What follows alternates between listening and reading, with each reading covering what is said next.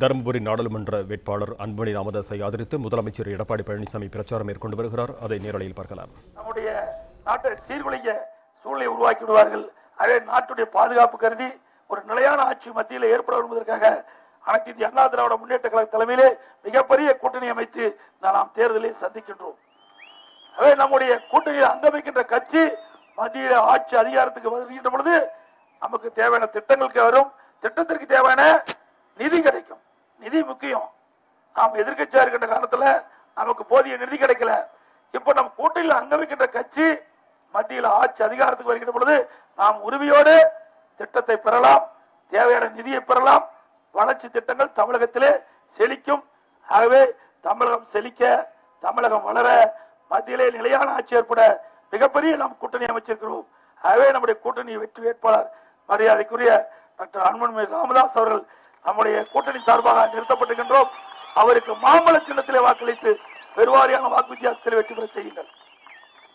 அது மட்டுமல்ல, இன்றைய தினம் நாங்கள் வாக்காளர் பெருமக்களை சந்திக்கின்ற பொழுதெல்லாம் முதலிலே என்ன காரணத்திற்காக நாம் கூட்டணி அமைத்தோம் என்பதை சொல்லிவிட்டோம். பிறகு அனைத்து இந்திய அண்ணா திராவிட முன்னேற்ற கழக ஆட்சியிலே நடைபெற்ற பணிகள் மக்களுக்கு எந்த அளவுக்கு நன்மை கிடைத்தது என்பதையும் எடுத்து சொல்லுகிறோம். இனி எதிர்காலத்தில் நாட்டு மக்களுக்கு என்ன செய்வோம் என்பதையும் எடுத்து சொல்லி வாக்குகளை கேட்கிறோம். ஆனா திராவிட முன்னேற்ற கழகம் அப்படியா கேட்கிறாங்க? இல்ல, என்னை பத்தி என்னென்ன பேசணுமோ பேசுவாங்க. மரியாதைக்குரிய பாட்டாளி மக்களுடைய ஐயா அவர்களை பத்தி பேசுவாங்க. அப்புறம் நம்முடைய வேட்பாளர் மரியாதைக்குரிய டாக்டர் அன்புமணி ராமதாஸ் பற்றி பேசுவாங்க. நம்முடைய கூட்டணி கட்சி தலைவர் பத்தி பேசுவாங்க. இதுதான் ஸ்டாலின் பேசுறாரு ஒழிய அவர் செய்த சாதனை எந்த இடத்திலையும் பேசுறது கிடையாது. செய்யல பேச முடியாது. செஞ்சுதான் தானே பேசுறதுக்கு. அது மட்டும் இல்ல, செய்ய போற சாதனைனா அதுவும் கிடையாது. அத்தனையும் பொய். மத்தியில தான் தேர்தல் நடக்குது, மாநிலத்துக்கு அல்ல. ஆனா மாநிலத்துல தேர்தல் நடந்தா என்ன தேர்தல் அறிவிப்பு கொடுப்பாங்களோ அந்த அறிவிப்பு கொடுத்திருக்கிறார். இது மத்தியில தேர்தல். மத்தியில யார் எந்த கட்சி ஆட்சிக்கு வரணும், யார் பிரதமர் ஆகணும், அதுக்காக நடைபெறுகின்ற தேர்தல் தேர்தல். அங்க பிரதமர் வந்தா இன்னொரு திட்டத்தை நிறைவேற்றணும் சொன்னா பரவாயில்ல. இங்க தமிழ்நாட்டிலே தேர்தல் நடக்குது. தேர்தல் நடக்குது நாடாளுமன்றத்துக்காக, சட்டமன்றத்துக்கு அல்ல. ஆனா சட்டமன்ற தேர்தலில் என்னென்ன வாக்குறுதி கொடுக்கணுமோ அந்த வாக்குறுதியை தேர்தல் அறிக்கையின் மூலமாக நாடாளுமன்ற தேர்தலில் அறிவிச்சிருக்காரு. ஏன்னா கவர்ச்சிகரமான திட்டத்தை அறிவிச்சு இதை தள்ளுபடி பண்ணுவேன், அதை தள்ளுபடி பண்ணுவேன் எல்லாம் மக்களை ஏமாற்றி ஓட்டுகளை பெறுவதற்காக தந்திரம். நீ கடந்த காலத்துல திராவிட முன்னேற்ற கழகம் தேர்தல் அறிக்கையில நிலமற்ற விவசாயிக்கு 2 ஏக்கர் நிலம் கொடுப்பதா சொன்னாங்க. எத்தனை பேருக்கு மேச்சேரியில் கொடுத்துருக்காங்க? நிலத்தை எங்காவது கண்ணில் காட்டியிருக்காங்களா? ஆக வேண்டுமென்றே திட்டமிட்டு பச்சை பொய், அத்தனையும் பொய்யா பேசி மக்களை ஏமாற்றி தில்லுமுள்ளு பண்டி இன்றைக்கு வாக்குகளை பெறுவதற்காக ஸ்டாலின் தேர்தல் அறிக்கை நாடகத்தை அரங்கேற்றிருக்கின்றார். அனைத்து இந்திய அண்ணா திராவிட முன்னேற்ற கழகம் அப்படி இல்லை. எதை செய்ய முடியுமோ அதை நாங்கள் தேர்தல் அறிக்கையா வெளியிட்டுக்கிறோம். இதே புரட்சித் தலைவி அம்மா 2011 2016 என்னென்ன திட்டத்தை கொண்டாட சொன்னாங்க அதையெல்லாம் அம்மா செயல்படுத்தினாங்க. விலையெல்லாம் மிக்சி கிரைண்ட் மினிஸ்டர் கொடுப்பாங்க, எல்லாத்துக்கும் கொடுத்தாங்க. அதே போல விலையிலா கரை மாடு, விலையிலா ஆடுகள் படிப்படியா கொடுக்குறாங்க, கொடுத்துட்டு இருக்கிறோம். ஆக என்னென்ன கொடுக்கணும்னு சொன்னோமோ எல்லாம் கொடுத்துட்டு இருக்கிறோம். அதே பள்ளி குழந்தைகளுக்கு ஏராளமான திட்டம்.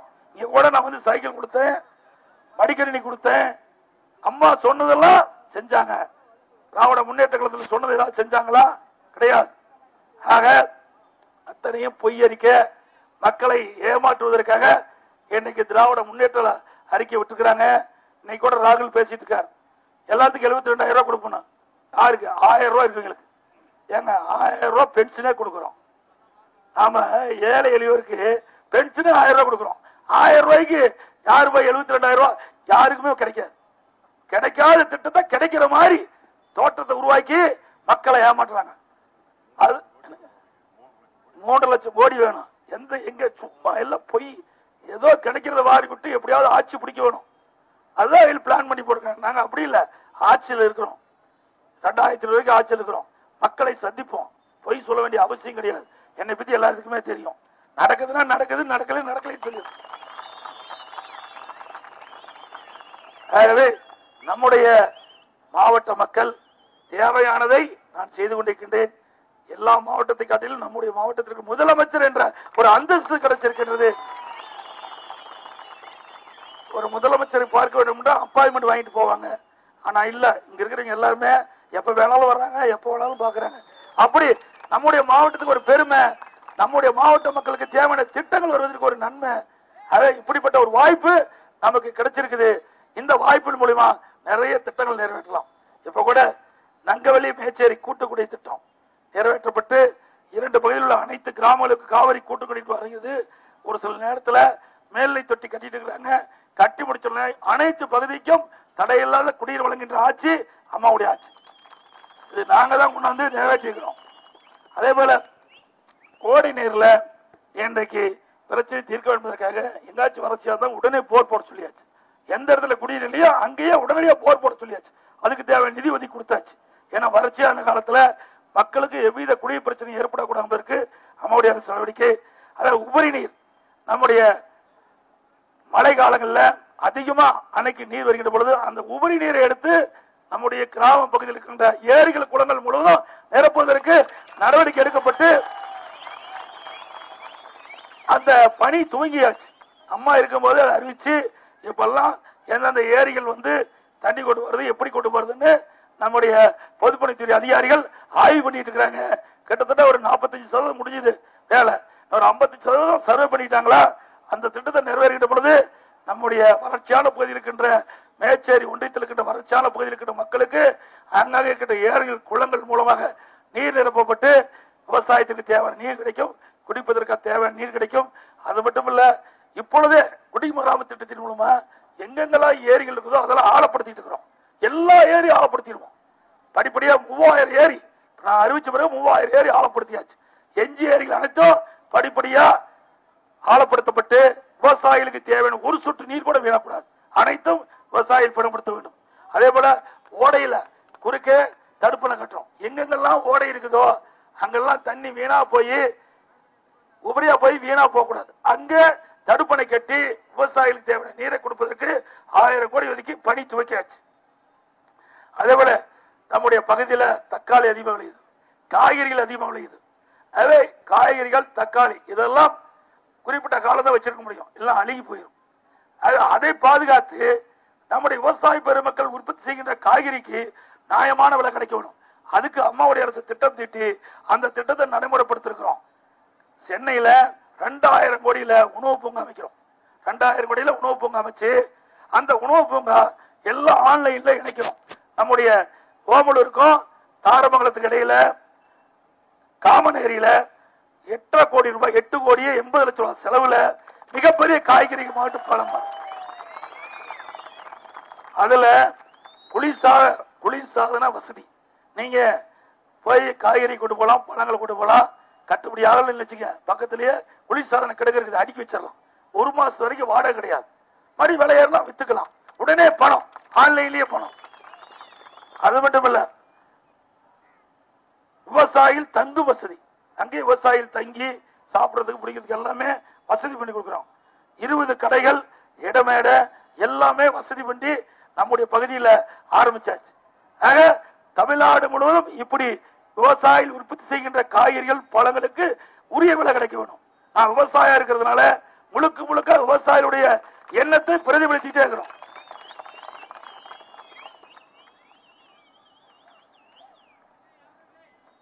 அதே போல பொட்னேரி ஆடு ஆராய்ச்சி நிலையம் இருக்குது.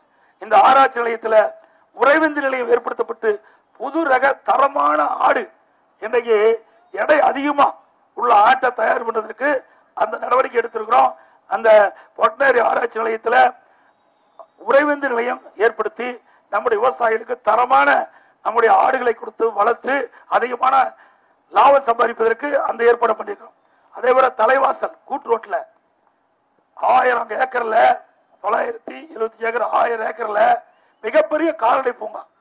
நம்மளாம் அதிகமா சேலம் மாவட்டத்தில் பால் உற்பத்தி அதிகமா இருக்குது. ஆனா நம்முடைய பசுக்களுக்கு அடிக்கடி நோய் ஏற்படுறது. அந்த நோயிலிருந்து காக்க வேண்டும். அதற்காக கலப்பின பசு அதை உருவாக்கி விவசாயிகளுக்கு தரோம். அதே போல ஆடுகள் உற்பத்தி தரோம் அங்க. அதே போல கோழி, அதே போல மீன், இதெல்லாம் அந்த கால்நடை பூங்காவில் உற்பத்தி பண்ணி விவசாயிகள் கொடுக்குறாங்க. 900 கோடி, ஆசியாவிலேயே மிகப்பெரிய கால்நடை பூங்கா ஆசியாவிலேயே. அப்படி உருவாக்கின்ற பொழுது விவசாயிகளுக்கு அதை உற்பத்தி பண்ணி அந்த கலப்பின பசு கொடுக்கிற போது அதிகமான பால் கறக்கும். நோயிலிருந்து நோய் தாக்காத அளவுக்கு பாதுகாப்பா பசுவை வளர்க்க முடியும். அதையும் நாங்கள் உருவாக்கி தந்திருக்கிறோம். அதே போல அங்கேயே 100 கோடி ரூபாயில நம்முடைய பசுக்களுக்கு தரமான கன்று பிறக்க வேண்டும். அந்த கன்று பிறப்பதற்காக இன்றைக்கு மரபு திறன் மிக்க காங்கியம் போன்ற நாட்டின மற்றும் கலப்பின காளைகளை கொண்டு புதிய உறைவிந்து உற்பத்தி நிலையம் 100 கோடி ரூபாயில அங்கே அந்த திட்டத்தையும் கொண்டாடும். அது மட்டும் இல்லாம நம்ம விவசாயிகள் ஒரு 50 ஆடு 60 ஆடு விற்கணும்னா நேரம் அங்கேயே கொண்டு விற்கலாம். அங்க வாங்கி ப்ராசஸ் பண்றாங்க. அதுக்கு ஒரு 300 கோடி ரூபாயில அந்த ஆட்டை தனியா கறி தனியா எலும்பு தனியா எல்லாம் எடுத்து பார்சல் பண்ணி வெளிநாட்டுக்கு அனுப்புறாங்க. கோழி ஆடுகள்லாம் அதையும் அங்க உற்பத்தி பண்றாங்க. ஏன்னா சந்தையில கொண்டு போனா கம்மியா விலைக்கு வித்துறாங்க விவசாயிகள். ஆகவே விவசாயிகளுக்கு தங்கள் வளர்க்கின்ற ஆடுகள் கோழிகளுக்கு உரிய விலை கிடைக்க வேண்டும். அதே போல தரமான ஆடுகள் அந்த கறிகள் மக்களுக்கு பொதுவாக பயன்படுத்தும் ஹோட்டலுக்கு வெளிநாட்டு அனுப்புவதற்கும் இந்த திட்டத்தை நாங்கள் கொண்டு வந்திருக்கிறோம். ஏன்னா இதுல ஆடு வளர்ப்பு அதிகம். நம்முடைய மேச்சேரி பகுதியில் ஆடு வளர்ப்பு அதிகம், கோழி வளர்ப்பு அதிகம். நாம் வளர்க்கின்ற கால்நடைகளை அங்கே கொண்டு போய் விற்பனை செய்யலாம். அதை கொள்முதல் செய்ய அரசாங்கமே கொள்முதல் செஞ்சு உரிய விலை அப்பவே பணம் கொடுத்துறாங்க. இதையும் அம்மாவுடைய அரசு செயல்படுத்திருக்குது. போக்குவரத்து நெரிசலை குறைக்கும் வகையில் மேச்சேரியில புதிய புறவழிச்சாலை அமைக்கிறோம்.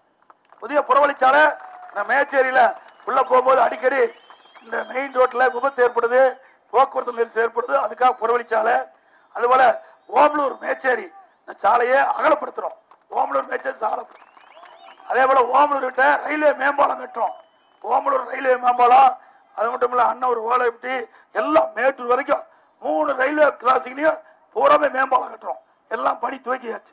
அதே போல பவானி மேட்டூர் நம்முடைய மேச்சேரி பவானி மேட்டூர் தொப்பூர் வரைக்கும் 4 வழிச்சாலையா உருவாக்கி தரோம். அதே போல போக்குவரத்து கழக பணிமனை அமைக்கப்படுது. நெடுஞ்சாலைத்துறை மூலமா நம்முடைய மேட்டூர் சட்டமன்ற தொகுதிக்குள்ள 154 கிலோமீட்டர் ரோட்டை 145 கோடியில சீர் செஞ்சிருக்கிறோம். இந்தியாவிலேயே சிறப்பான சாலை உள்ள மாநிலம் தமிழ்நாடு. 8400 கிலோமீட்டர் போனேன். 8400 கிலோமீட்டர்ல வெறும் 90 கிலோமீட்டர் ரோடு தான் சீர் செய்யா இருக்குது. அத்தனை ரோடும் சிறப்பான சாலைகள் அமைக்கப்பட்டு இன்றைக்கு மக்கள் போக்குவரத்துக்கு ஏற்ற சாலை, விபத்து இல்லாத சாலை, குறிப்பிட்ட நேரத்தில் குறிப்பிட்ட ஊருக்கு செல்லக்கூடிய அளவிற்கு தரமான சாலை அமைத்து கொடுத்திருக்கிறோம். அதே போல 8 பால பணி நடந்துட்டு இருக்குது. 2 ரயில்வே பாலம் நடந்துட்டு இருக்குது. அதை இதையெல்லாம் இந்த பகுதிக்கு செயல்படுத்தப்பட்ட திட்டம் என்பதை நேரத்தில் தெரிவித்து கோதாவரி காவிரி நதி இணைப்பு திட்டம், கோதாவரி காவிரி நதி இணைப்பு திட்டம் நம்முடைய நாடாளுமன்ற வெற்றி வேட்பாளர் வெற்றி பெற்ற உடனே நாடாளுமன்றத்துக்கு நுழைந்த உடனே நம்முடைய முதல் கோரிக்கை கோதாவரி காவிரி நதி இணைப்பு திட்டம். அது வருகின்ற பொழுது நம்முடைய மேச்சேரி செழிக்கும். மேச்சேரி இருக்கிற பூமியெல்லாம் செழித்து இன்றைக்கு பாலைவனமா இருக்கின்ற பூவெல்லாம் சோலையாக்கப்படும். நம்முடைய மக்கள் வளமோடு நலமோடு இன்றைக்கு வாழ அம்மாவுடைய அரசு அனைத்து திட்டங்களையும் செயல்படுத்தும் என்ற நேரத்தில் தெரிவித்து மத்தியில் ஒரு நிலையான ஆட்சி ஏற்பட வேண்டும், திறமையான பாரத பிரதமர் வேண்டும்.